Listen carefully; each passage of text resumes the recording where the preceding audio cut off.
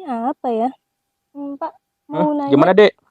Ini modenya banyak banget di kamera, bisa minta tolong dijelasin? Boleh, dari yang mana dulu ya? Mulai dari yang M dulu. M dulu. Jadi M itu artinya manual. Kamu bisa ganti ISO-nya. Coba ganti ISO-nya. Oke. Bisa ya? Bisa kan? Pak. Coba kamu ganti diafragmanya. Bisa diganti tak? Bisa, Pak. Coba shutternya. Nah, bisa kan? Nah, jadi intinya mode manual itu settingan segitiga exposure-nya kamu bisa lakukan secara manual. Sesuai dengan yang kamu inginkan, sesuai dengan kondisi yang kamu inginkan. Paham ya? Kemudian yang AV, Pak? Kalau AV, coba arahkan ke AV. Mana? Sudah ya? Jadi AV itu artinya aperture priority. Jadi yang difokuskan itu di bagian diafragmanya. Nah, aperture priority ini biasa digunakan tuh, Dek, mode ini kalau misalkan Ade ingin memotret, ya kan? Tapi tetap memperhatikan depth of field-nya. Jadi kedalaman sebuah hasil gambar. Ya, dan Ade juga tidak ingin kehilangan momen. Nah, Ade bisa dengan cepat hanya fokus ke depth of field-nya, nanti bagian shutter dia akan menyesuaikan. Coba aja deh, langsung coba aja. Oke, coba. Coba ganti itu diafragmanya. Bisa kan? Bisa. Tapi bagian shutternya nggak kelihatan. Artinya apa? Dia otomatis ya. Coba ditekan setengah shutternya. Nah, jadi di f5,6 1/4000. Coba diganti F-nya. Jadi F yang lebih besar angkanya atau lebih kecil diafragmanya. F7 ya. Coba tekan setengah. Nah, berubah kan?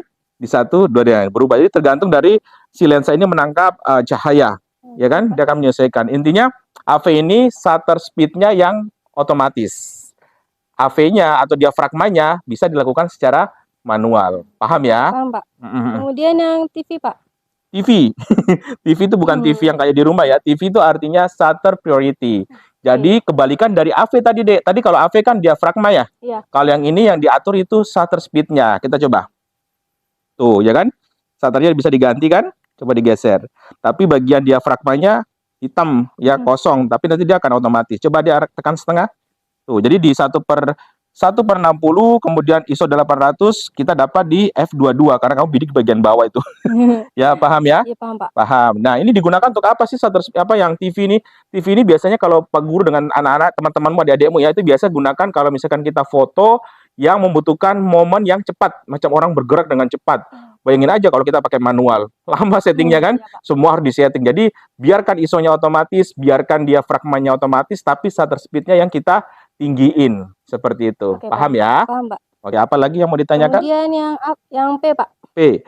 P ini adalah program ya. Jadi program ini fungsinya adalah dia sama seperti mode auto. Cuma bedanya kalau di program Ade masih bisa mengatur ISO-nya sama white balance dan beberapa item seperti flash-nya.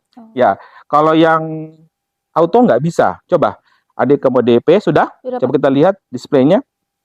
Tuh, coba tekan key. Nah, masih bisa kan ininya? Bisa diatur ISO-nya kan? Coba diatur.